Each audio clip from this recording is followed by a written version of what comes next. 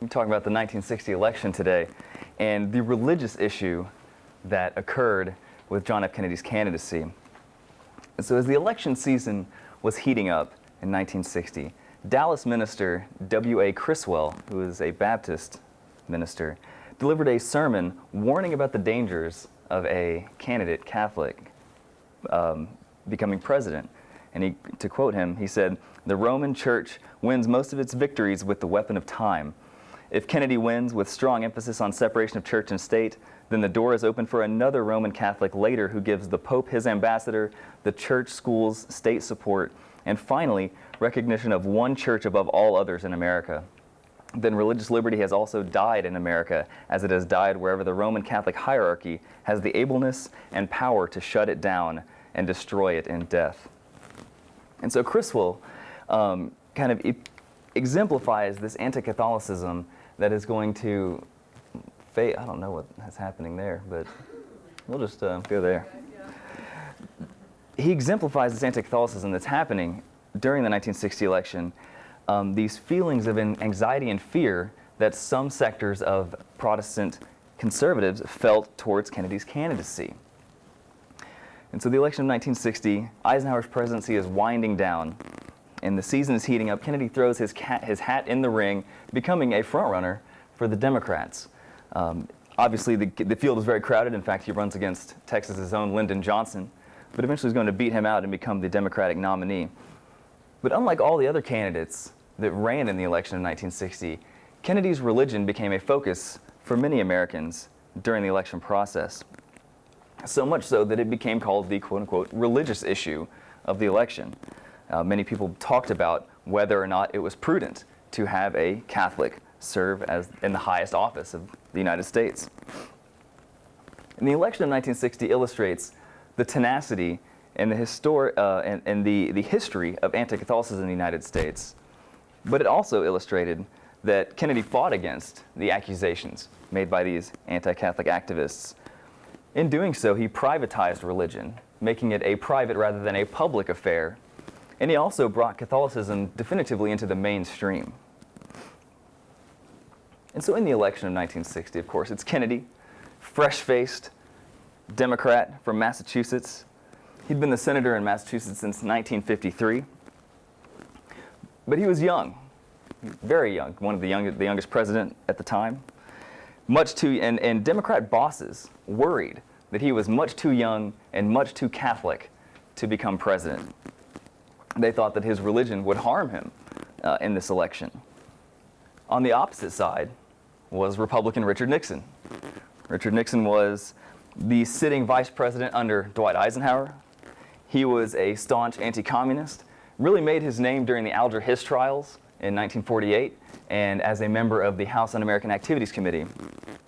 And so Richard Nixon was already a famous American, even though he's going to go on to lose the election. He is still a formidable opponent for Kennedy in 1960.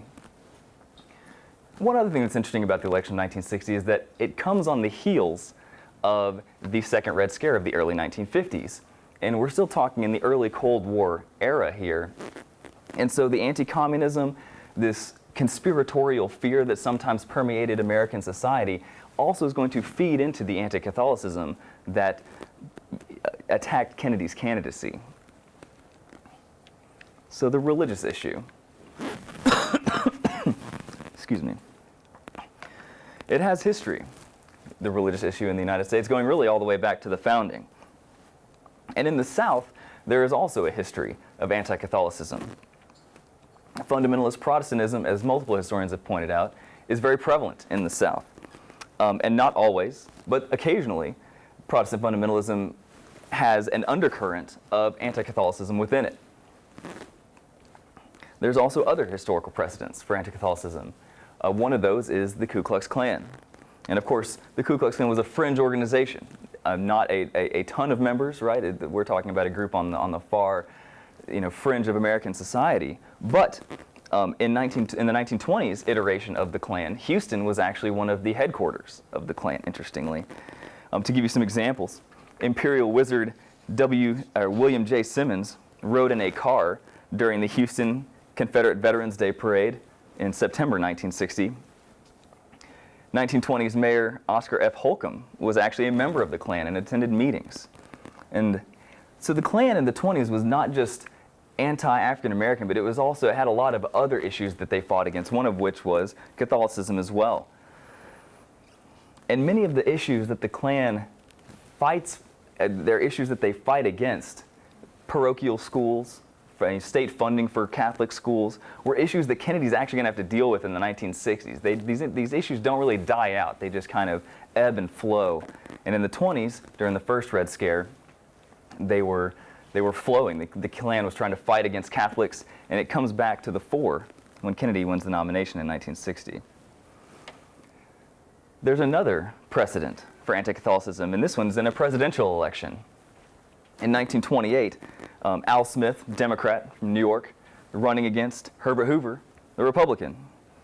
And Al Smith epitomized these Klan fears because he was, as they said, Catholic, Irish, urban, and wet. Right? So Al Smith just was the poster boy for Klan fears of what they thought a politician could do, right? Not what he said he was going to do, but what he had the potential to do. And of course, in the election of 1928, Herbert Hoover wins. And it's not just because of the religious issue. You know, the Republicans had also foreseen, or overseen a decade of economic prosperity. But Al Smith is partially going to lose because of the religious issue in the 1928 election. It was marred by vehement anti-Catholicism, and contemporaries and historians have placed blame on the religious issue during that time period. To give an example, even Texas, which was a Democratic stronghold in the 20s, voted against Al Smith and in favor of Herbert Hoover. So why? Why anti-Catholicism? What are the issues? What did people who did not want a Catholic president, what were they afraid of? Oftentimes, the issues are undergirded by fears and misunderstandings. And these fears and misunderstandings ranged from reasonable to conspiratorial. Oftentimes, the issues are couched in terms of separation between church and state.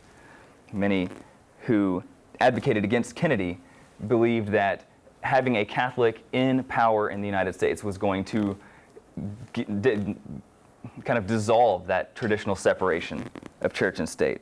So one issue that we see often during the election of 1960 and previously was the issue of private parochial schools. The fear that Catholic politicians would divert public funding into private schools, which was a legitimate fear. That was actually something that had been on the table in places like Massachusetts, where there were a significant number of Catholic politicians who did want public funding to go to parochial schools. That was something that, that people accused Kennedy of wanting.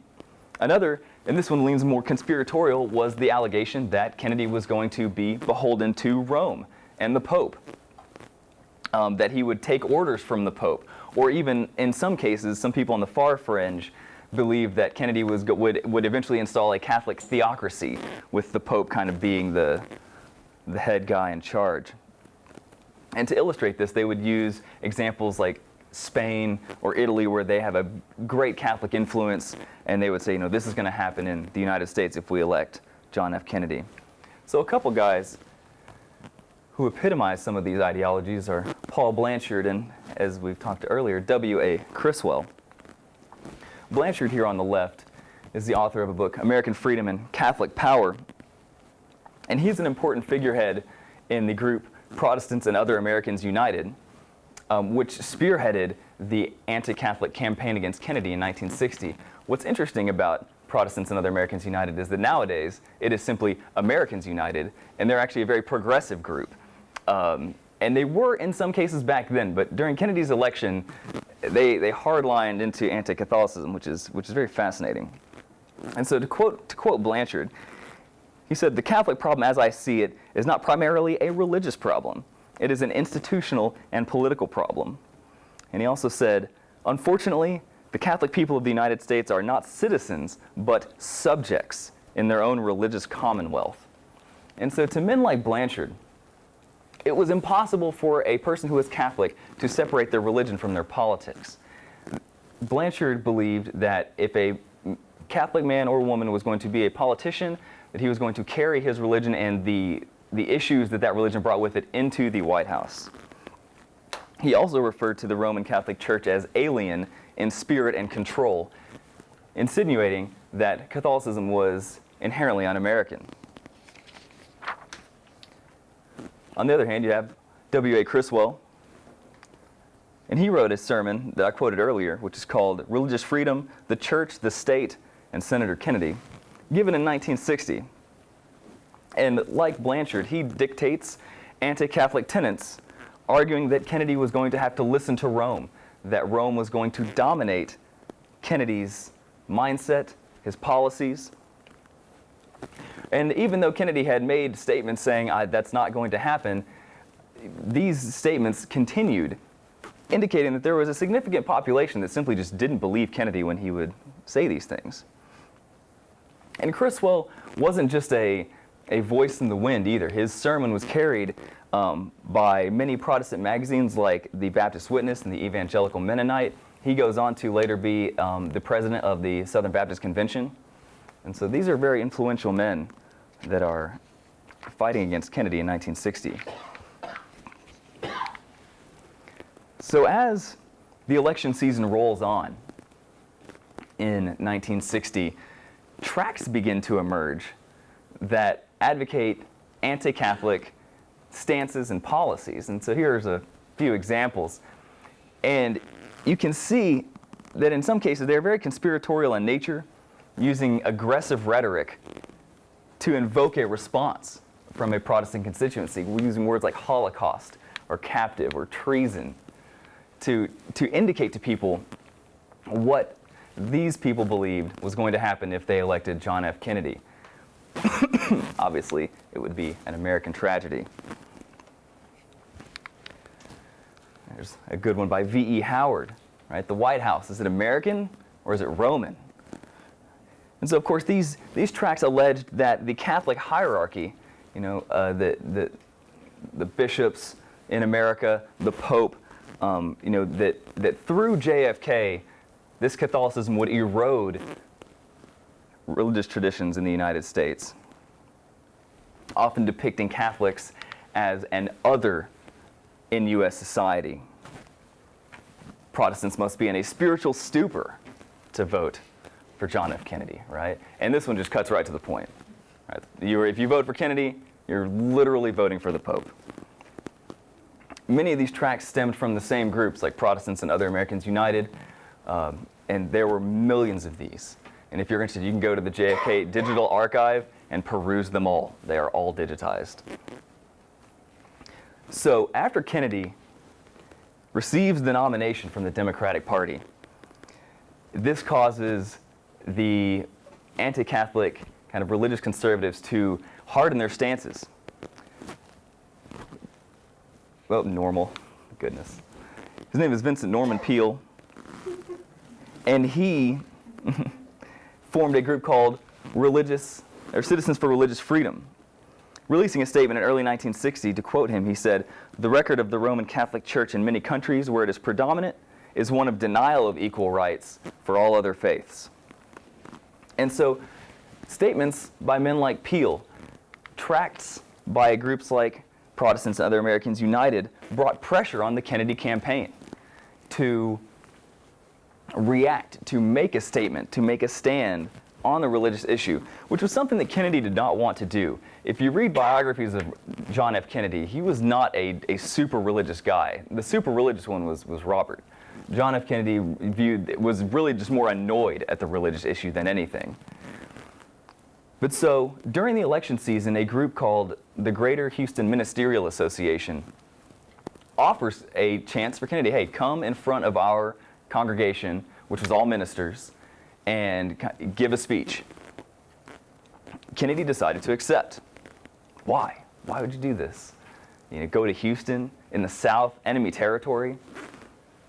Well, there were a few reasons why Kennedy decided to do this. One was that it was a solidly Democratic southern city, going into the lion's den, so to speak. And it was also the home state of running mate Lyndon Johnson. So you'd have a little bit of support there. Some, right? Lyndon Johnson was not universally beloved in Texas. That's a joke. He was definitely not. There's also a history of anti-Catholicism in Houston, right? We talked about the Klan in Houston, and so there was a history of that. Houston, back then, staunchly conservative. James Wine, who was a campaign expert for Kennedy, saw this opportunity as a way for Kennedy to argue that, quote, religious affiliation was a private concern. And so his own campaign pushed him, you need to accept this. This issue needs to be addressed. But Texas Representative Sam Rayburn warned Kennedy that he would be stepping into the lion's den, finding very few allies amongst the ministers of the Greater Houston Ministerial Association. So on September 12th, Kennedy's speech was slated for 8 p.m. But the day started ominously with an anonymous phone call, as a male voice told the operator, a bomb is going to explode in the Coliseum at 8 o'clock tonight. Which of course sets off a massive search in the Rice Hotel to see if there was a bomb in there, but there wasn't. It was a hoax. But that hoax foreshadows the barrage of questioning that Kennedy is going to get from the ministers after his speech is completed. So Kennedy's speech begins on time, 8 p.m., television cameras rolling.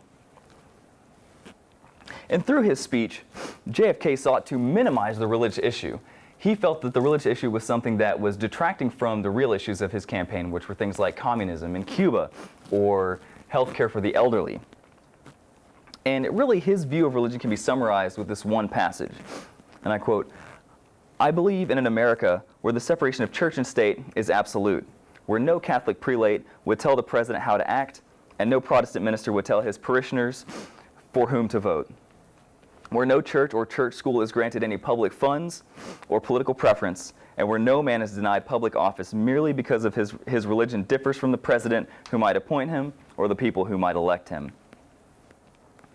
So after the speech, Kennedy receives some questions from some of the ministers, some of the questions which were laced with anti-Catholic rhetoric. Houston's own K.O. White of the Downtown First Baptist Church asserted that Kennedy needed to provide a letter from the Pope himself supporting Kennedy's beliefs. This line of thinking, of course, disregards Kennedy's assertion that he's his own man and that his religion is a private affair. Reverend White asserted that the Catholic Church asserted, quote, the privilege and right to direct its members in various areas of life, including the political realm, and believing that the church would control Kennedy rather than Kennedy being his own man and his own politician. But religion wasn't the only issue that was brought up to Kennedy at this meeting. This criticism also extended into the political realm as well. Canon Reichbar of the Christ Church Cathedral complained that Kennedy did not support right-to-work laws, and he might abolish open shop statutes. And so religious issues weren't the only divisive issues for conservative voters during the 1960 election. Kennedy's liberalism also was an issue for the men in the Greater Houston Ministerial Association. And what's interesting is that despite criticizing the Catholic Church for fusing religion and politics, these men were doing the exact same thing by interjecting their own faith in their politics. However, that's not to say that all the men at the Greater Houston Ministerial Association were anti-Catholics or anything of that nature. In fact, when one particular minister took a very hard-line set of questioning to Kennedy, Herbert Meza, who was the presiding minister of the association, basically put a stop to it so as to kind of prevent more embarrassment. And of course, the religious issue didn't die with this speech. And in fact, some could argue that it got worse, that fundamentalist Protestant activists were going to continue ringing these alarm bells about Kennedy's campaign. Nevertheless, Kennedy's campaign took footage from the speech and broadcast it throughout the state and the country. In fact, it was broadcast over 193 times in around 40 states. So it was widely broadcast.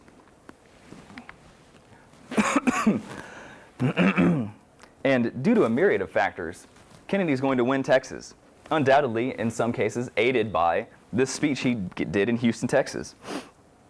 However, he barely won Texas. He only won by about 40,000 votes, which was about 2% of the margin of victory over Richard Nixon. Contemporary political analyst Oliver Douglas Weeks argued that the constant hammering of the religious issue actually alienated Protestant followers, producing somewhat of a fatigue around the issue, that it, instead of driving people to the polls, it just kind of either kept them at home or they just stopped worrying about it.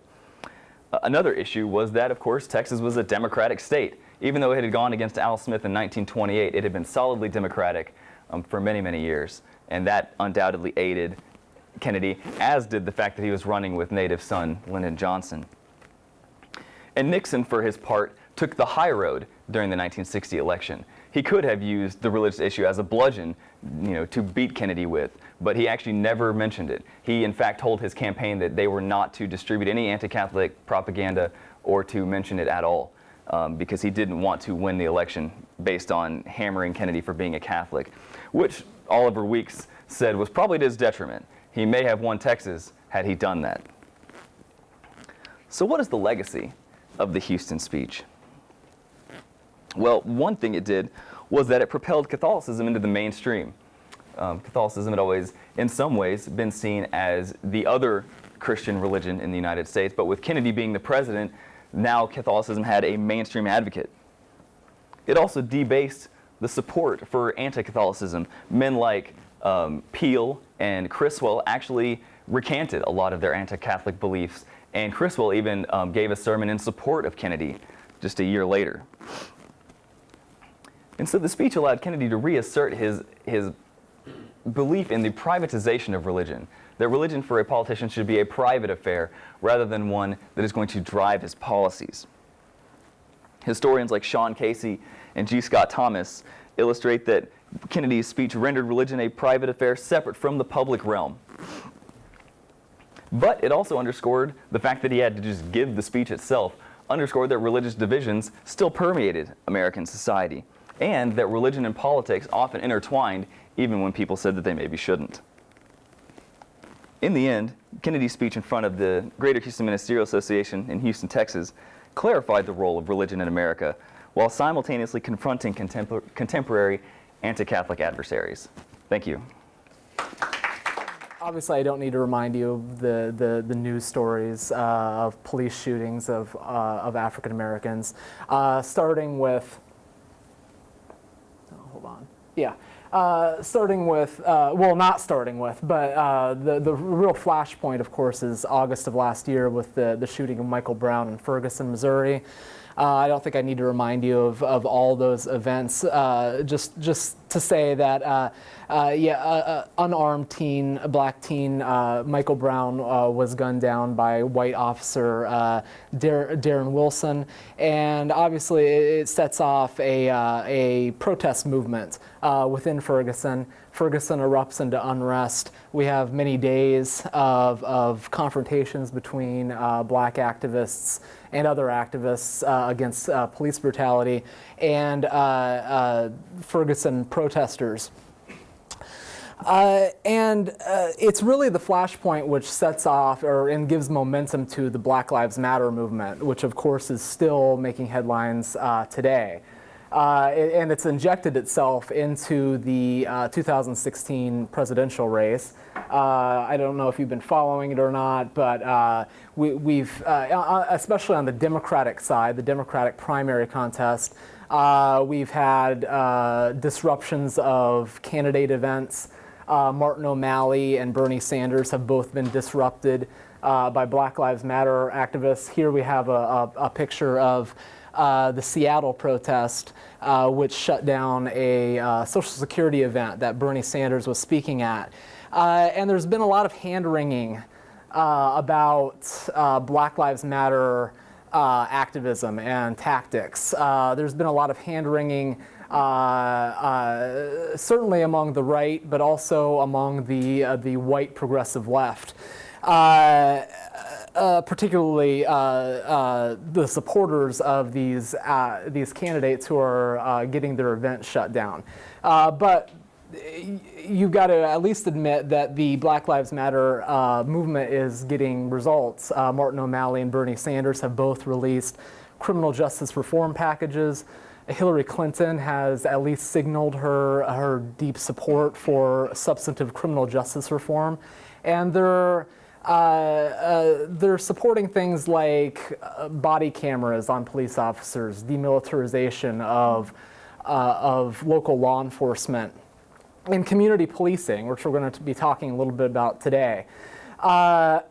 So these things have been injected into the 2016 presidential race, and that makes this topic quite relevant. And another thing I want to touch on leading into this is that there has been a little bit of drama in the gay community, specifically, particularly after Ferguson. We have white members of the LGBT community, not all of them certainly. I don't want to lump anybody together, but there has been a little bit of wrestling over whether or not this is an LGBT issue, whether or not LGBT organizations should be supporting Black Lives Matter activists, whether or not Black Lives Matter activists have anything in common with members of the LGBT community. This is in spite of the fact that LGBT activism was born out of resistance to the police. Of course, the Stonewall riots of 1969, that's a pretty obvious reaction to the police. And you want to talk about violent, that was a violent response to police harassment. It's also, of course, ignoring intersectionality, ignoring that there are also black members of the LGBT community. But nevertheless, there's been a little drama, especially on social media, about whether or not these are LGBT issues. That leads the editor of the national gay publication, The Advocate, earlier this year to write an editorial basically calling out some white members of the LGBT community and urging them to lend their support to the Black Lives Matter movement. And he ends his editorial with this quote: will our advocacy be real and encompass all people who face marginalization and oppression, or will it be bullshit? To be blunt. Like I said, I do think that LGBT activists do have a lot in common with Black Lives Matter activists.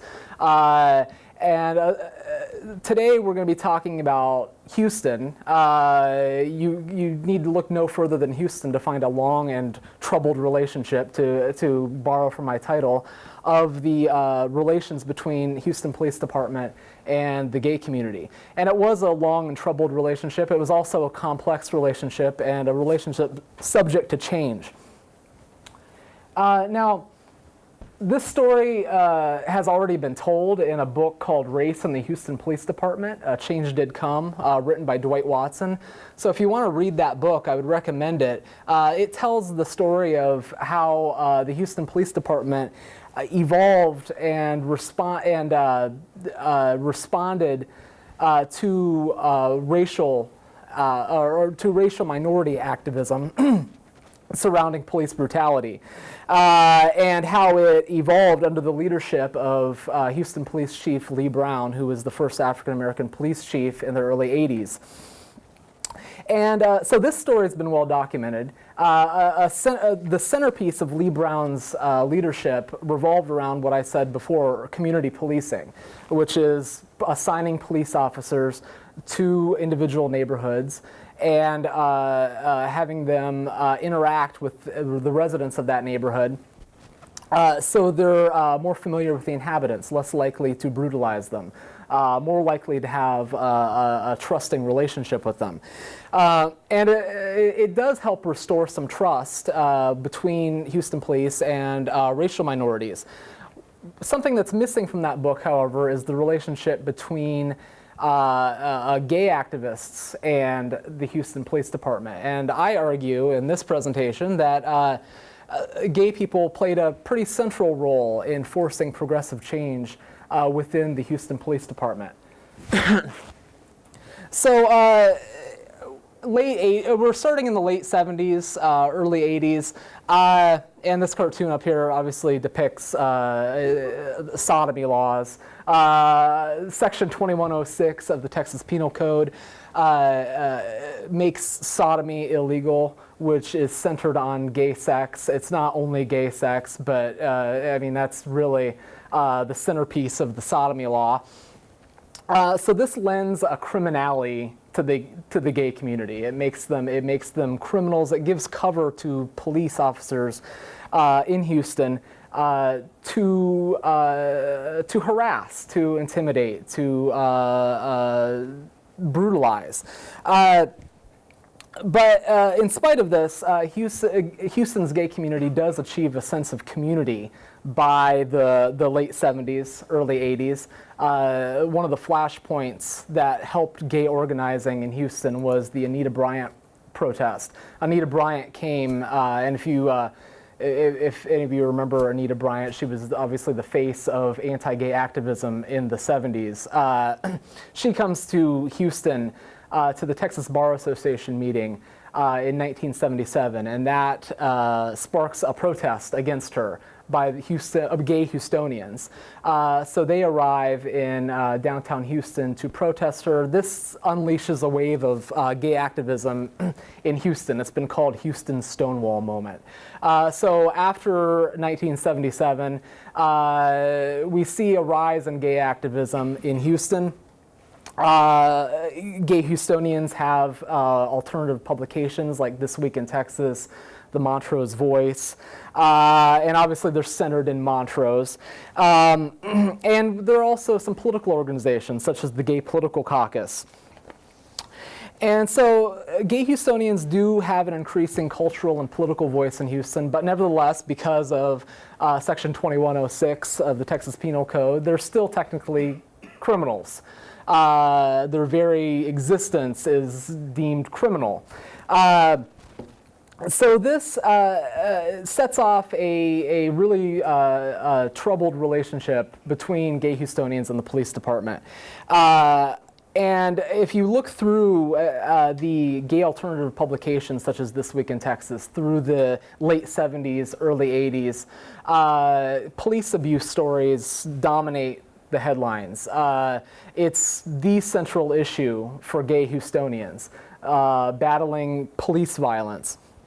Just some examples of that. In 1976, This Week in Texas warned readers that several gay couples have been arrested for their manner of dancing.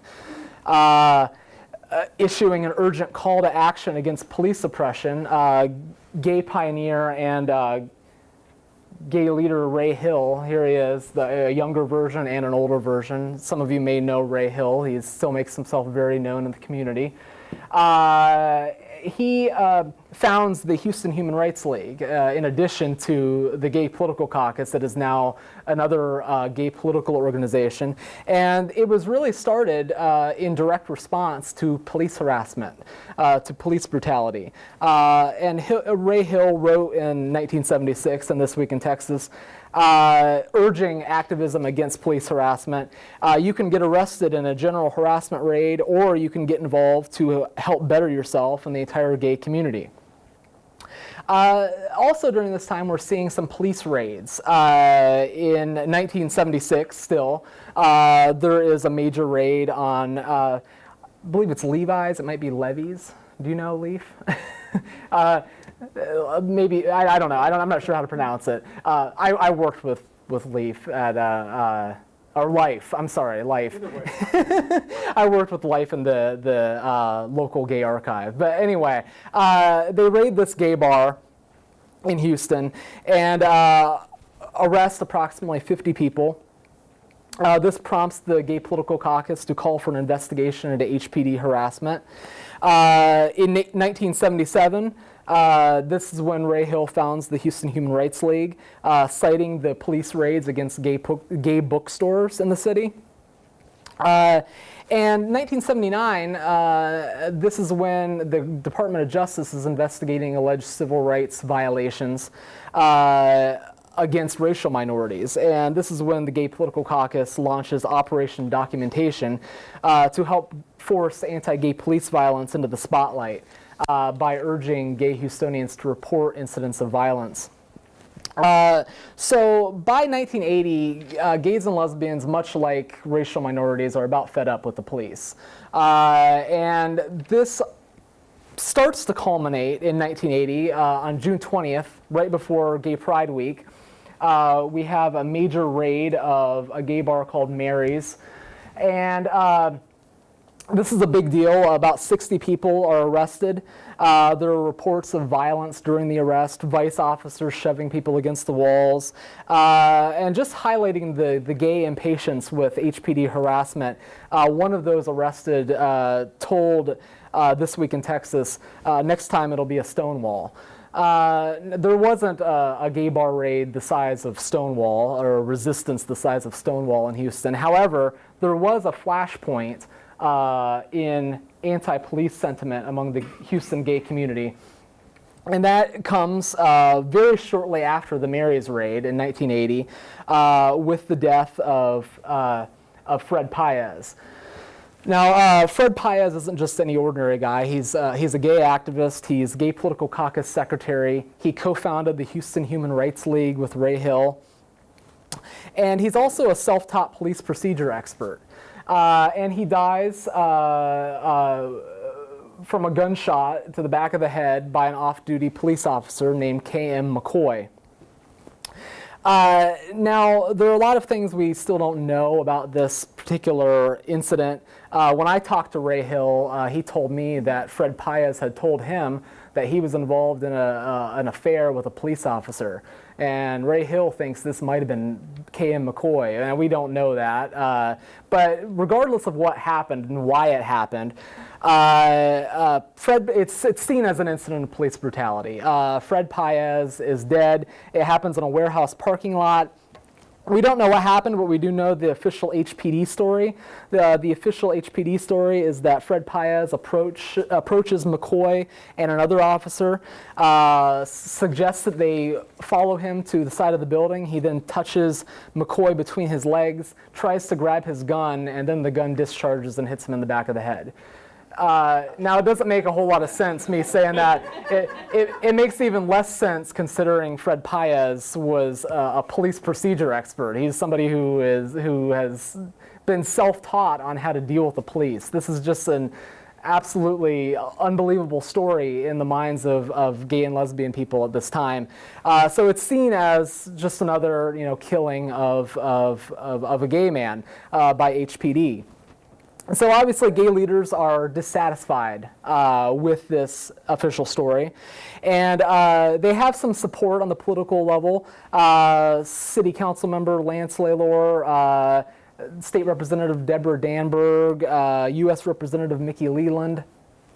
And Danberg actually serves on the Fred Paez task force that's put together by the gay community, organized by Gay Political Caucus President Lee Harrington, among others.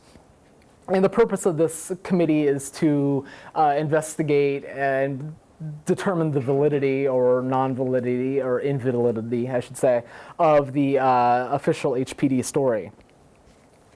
So this is a major incident. It unfolds over a period of months. Finally, however, the FBI launches an investigation, and finally McCoy gets indicted by a grand jury. And this is a big deal because, as Lee Harrington put it, in Houston, the police aren't held accountable very often for these kinds of things. So there is a grand jury indictment, and the gay community's anger culminates with a march for justice in downtown Houston. They march, about 1,000 people march from City Hall to the HPD headquarters, holding signs reading "Stop Cop Murder." They sang songs like "We Are Not Afraid." And one gay Houstonian reports to This Week in Texas that he was fired from his job the next day because he was seen on TV during this march. So like I said, the grand jury does indict McCoy, and he does go to trial. However, any rejoicing on the part of the gay community was premature. He is acquitted. And he does leave the police force voluntarily. He ends up moving to North Carolina. And the Paez case comes to a close without any semblance of justice in the minds of the gay community. So this is all going into the 1981 elections. And we have Kathy Whitmire, who comes along. And she's running for mayor, and she gets the support of racial minorities and the gay community. She's perceived by many as quite liberal, quite progressive. And one of the things she does is she makes the admission that the HPD needs reform. And this, in the minds of the police union, makes her anti-police. But she does, using the coalition, or utilizing the coalition of racial minorities and the gay community, she is elected. She's inaugurated in 1982. And she immediately says that there is a need for substantial reform in the HPD. Immediately after her election, HPD Chief Bradley Johnson steps down. He says, "I couldn't see myself working for the present administration in the capacity of an appointed official." So she's seen as a very anti-police figure, even though she's really not. So this resignation presents an opportunity for Whitmire to name a successor. This is kind of a long process, but she finally decides to appoint Lee Brown, who at this point is the police chief of Atlanta. And there's a lot of battling going on in the city council over this. Conservatives try to block his appointment. The police union's not very happy, but the Whitmire administration prevails. Lee Brown takes office on April 19th, 1982. And immediately there's hope. There's hope among racial minorities. He's the first African-American police chief in Houston history. There's also hope among the gay community. This Week in Texas says after his taking office, if Brown is able to deal with police problems such as recruiting, racism, morality, brutality, and corruption, then he is worthy of our support. So there's a lot of hope going into Brown's tenure. And he does prove himself to be a progressive reformer in the HPD, although his reforms come in increments. And like I said earlier, a big thing that he tried to do was establish community policing.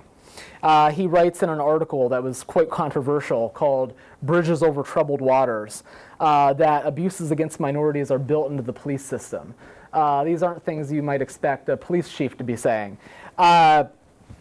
So he argues that despite police resistance to the ideas, he needs to set up a system in which officers are getting to know the individual community members, and he needs to implement community policing, and he does. He over a period of time, over the 1980s, he moves the department toward a community policing model. He also improves training of HPD officers and increases diversity within the department. Watson argues in his book, Race in the Houston Police Department, that this was the turning point for HPD. This is the point at which HPD realizes it needs to change, and it might be dragged kicking and screaming by Lee Brown, but it's going to change. And so relations start to get better among racial minorities on HPD. They also start to get better with members of the gay community. Brown does many things while a police chief to directly impact the gay community. He abolishes the HPD polygraph questions asking about sexual orientation. That was a thing before. He establishes a lesbian-gay task force. He improves HPD training on dealing with gays and lesbians. He also issues an order not to arrest citizens on Class C misdemeanors. That was something that was often used to nab gay people, and it provided cover for anti-gay police harassment. And by 1985, there's an HPD substation in the Montrose neighborhood, which provides officers to patrol the streets over the weekend. When gay bashings were quite often reported. So by the end of the 1980s, we do see a marked improvement in police relations with the gay community and with racial minorities. It's not perfect. Lee Brown isn't a hero that swoops in and ends racism and homophobia, but it's markedly better. So much so that by the 1990s, the HPD is seen by the gay community as a tenuous partner in the fight against a perceived new threat, even though it's not really new, which is hate crime. By the 1990s, there's talk of a hate crime epidemic engulfing the gay community, and that affects especially Houston. You may remember Paul Broussard. That was a major anti-gay hate crime in the early 90s. So they're seen, the Houston Police Department is seen now not as the top enemy, but as a possible partner in the fight against this threat. And so the gay Houstonians go from fighting against the police to fighting for police protection. In fact, actually, after the murder of Paul Broussard, HPD even sends an anti-violence sting operation into Montrose. It sends officers to the streets posing as gay couples, and one of them is actually beaten in an anti-gay attack. That's an interesting little tidbit there. So obviously things are changing. Things still aren't perfect, but relations have been eased, hostilities have been eased. And so I think this is a little instructive to the current movement against police abuse. I'm not here to I'm not here to offer any policy prescriptions for this. I'm not here to advocate for any particular policies. But we do stand today at a similar crossroads to the one faced by Lee Brown in the early 80s of how we're going to deal with the erosion of trust between minorities, in this case racial minorities, and the police. And in fact, Lee Brown writes for the Houston Chronicle very recently about the Ferguson events. He writes, sorry, I lost my quote. He argues essentially, though, that a community policing model would have prevented Michael Brown's death. Now, whether or not that's true, we do stand at a crossroads to determine how we're going to reform our criminal justice system. And I think that's about all I have for you. I guess that's it. Thanks.